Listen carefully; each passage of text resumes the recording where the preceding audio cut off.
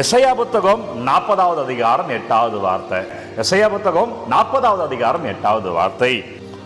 புல் உலர்ந்து போகும், பூ வதங்கி விழும், ஆண்டவரின் வார்த்தையோ என்றும் நிலைத்திருக்கும். ஒரு புல்லானது உலர்ந்து போகும். நமக்கு தெரியும் அந்த புல் எப்படி இருக்கு, அது கூடிய சீக்கிரத்துல அது உலர்ந்து போயிடும். பூவானது வதங்கி விழும்.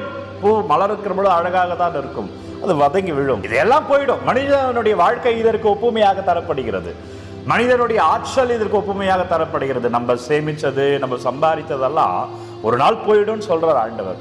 நீ எதை இந்த உலகத்துல செல்வம் நினைச்சிட்டு இருக்கிறியோ அந்த செல்வம் ஒரு நாள் உன்னை விட்டு போகலாம் என்று சொல்லுகிறார் ஆண்டவர்.